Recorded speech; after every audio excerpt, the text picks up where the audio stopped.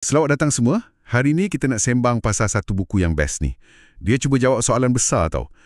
Kenapa kita ni dah lama cari bahagia, cari makna, tapi macam tak jumpa-jumpa kan?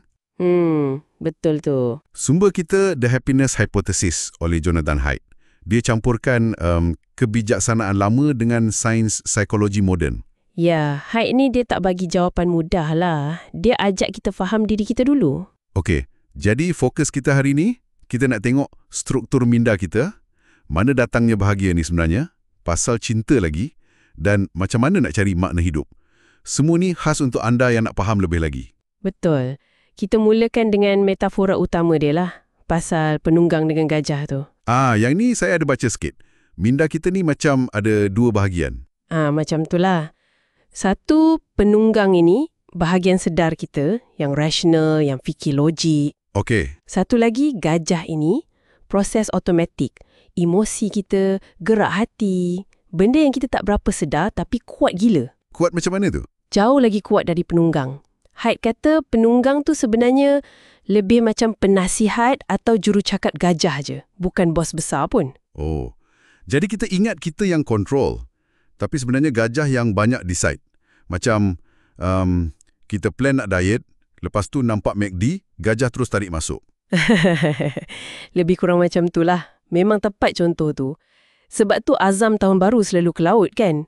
Penunggang tahu patut bersenam, tapi gajah kata, sedapnya tidur lagi. Macam Hume kata tu lah, akal ni hamba nafsu je. Tepat sekali. Penunggang pandai bagi alasan je lepas gajah dah buat keputusan. Macam kajian priming tu kan? Priming? Apa tu? Dia macam, kalau kita nampak perkataan sopan sepintas lalu, kita mungkin akan berkelakuan lebih sopan lepas tu, tanpa kita sedar pun kenapa. Wah, gajah ni kerja senyap-senyap Dia banyak proses benda bawah sedar kita. Okey, kalau gajah ni kuat sangat, macam mana pula dengan kebahagiaan? Orang dulu-dulu macam Buddha, Stoa, kata bahagia tu datang dari dalam. Kena kawal fikiran, terima apa adanya. Ya, itu kebijaksanaan lama yang sangat bernilai. Tapi Haidt kata, sains moden tunjuk cerita dia lagi kompleks sikit. Dia ada formula ni, H equals S plus C plus V. H equals S plus C plus V. Boleh terangkan sikit? H tu happiness, kebahagiaan lah. S tu set point, titik tetap genetik kita, macam tahap happy asas kita. Ada orang memang lahir lebih ceria sikit. Okey, S tu macam default setting kita lah ya? Boleh kata macam tu. Agak susah nak ubah S ni, tapi C tu conditions, keadaan luaran. Dan V tu voluntary activities, aktiviti sukarela kita. Jadi bukan dari dalam je lah. Keadaan luaran, C pun main peranan. Ini yang menarik. Haidt tekankan C ni penting, bukan bonus je. Keadaan hidup kita memang memberi kesan besar pada kebahagiaan jangka panjang. Contoh C tu apa? Duit banyak, rumah besar? Tak semestinya macam tu. Contohnya, rasa ada kawalan sikit dalam hidup. Macam kajian kat rumah orang tua tu. Oh, yang mana tu? Langer dan Roden punya kajian, dia bagi sikit pilihan kat warga emas. Jaga pokok sendiri ke, pilih aktiviti ke, walaupun sikit je kontrol tu, diorang jadi lagi ceria, sihat, hidup pun lebih lama sikit. Wah, benda kecil macam tu pun efek Ya, lagi contoh C, elakkan stres kronik. Macam perjalanan pergi balik kerja yang teruk setiap hari tu kan, itu boleh makan kebahagiaan kita sikit-sikit. Betul tu. Lagi? Lagi satu, cari flow. Pernah dengar? Csikszentmihalyi punya idea. Flow? Macam bila kita shock buat sesuatu sampai lupa masa. Tepat. Macam pelukis tengah melukis atau programmer tengah coding, leka habis. Keadaan flow ni sangat menyumbang pada rasa puas dan bahagia. Faham. Tapi gajah kita ni ada problem sikit kan? Dia suka tengok benda negatif je. Bias negatif tu. Betul. Itu sistem keselamatan kita dari zaman dulu. Gajah kita ni peka betul dengan ancaman. Kehilangan tu rasa lagi kuat dari keuntungan. Jadi macam mana nak hargai cik yang baik kalau gajah asyik risau pasal benda buruk je? Itu cabaran dia lah. Kena sedar bias ni dan mungkin latih gajah sikit. Tapi bias negatif ni ada kaitan juga dengan hubungan kita. Hubungan? Macam mana pula? Haidt bawa masuk kajian Harry Harlow pasal anak monyet tu. Oh, yang ibu dawai bagi susu dengan ibu kain tu. Ya, yang tu. Kajian tu tunjuk anak monyet tu lagi rela lapar sikit asalkan dapat peluk ibu kain yang lembut tu. Contact comfort, keselesaan sentuhan tu lagi penting dari susu untuk rasa selamat dan terikat. Jadi, sentuhan, kehangatan tu asas untuk ikatan? Sangat asas. Ini dasar teori attachment atau keterikatan. Kita perlukan rasa selamat dan terhubung tu. Kalau untuk cinta orang dewasa pula, macam mana Haid tengok? Dia bezakan dua jenis cinta utama. Satu, cinta gairah atau passionate love. Yang macam dalam filem tu, yang hangat membara, obses. Betul. Rasa euforia macam ketagih sikit.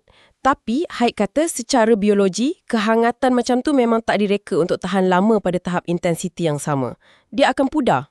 Alamak, habis tu mitos cinta sejati sampai bila-bila tu? Mitos lah kalau maksudnya gairah tu sentiasa macam awal-awal. Biologi kita tak macam tu. Jadi, apa jenis cinta yang boleh kekal? Yang kedua, cinta teman atau companionate love. Yang ni tumbuh slow-slow. Macam mana tu? Dia dibina atas kepercayaan, keintiman, faham satu sama lain, komitmen. Dia tenang, stabil, saling menyokong. Macam kawan baik tapi lebih mendalam. Inilah jenis cinta yang boleh tahan lama dan bagi makna. Makna. Okey, kita dah sampai kat situ pula. Makna hidup. Penting kan untuk bahagia? Sangat penting. Isdit petik, Freud, Tolstoy, dia kata ada dua tiang utama untuk hidup bermakna ni. Apa dia? Cinta dan kerja. Cinta tu maksudnya hubungan mendalam dengan orang lain lah. Keluarga, kawan, pasangan. Dan kerja. Mesti kerja office ke? Tak semestinya. Kerja ni maksudnya aktiviti atau usaha yang kita buat yang bagi kita rasa puas, rasa menyumbang. Haid, ada beza kan cara orang tengok kerja kan? Ada 3. 1 sebagai job, buat sebab nak gaji je. Okey. 2 sebagai career, untuk naik pangkat, status. 3 sebagai calling atau panggilan jiwa. Yang ni kita buat sebab kita rasa kerja tu sendiri bermakna, selari dengan nilai kita, rasa macam menyumbang pada sesuatu yang lebih besar. Jadi, kalau dapat cari calling ni, hidup lagi bermakna lah.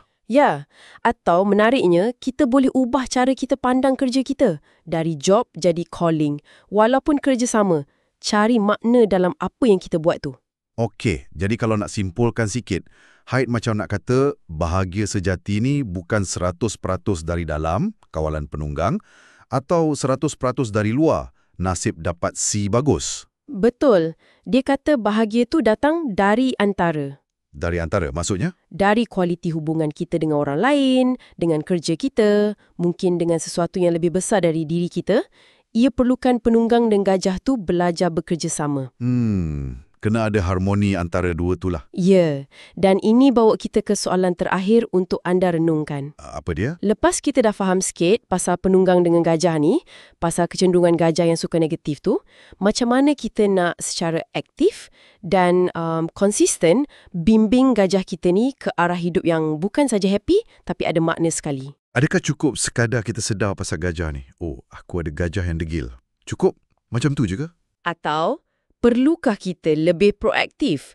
Bina habit baru ke? Susun persekitaran kita, C yang kita pilih tu, supaya dapat tolong penunggang kita ni train gajah sikit?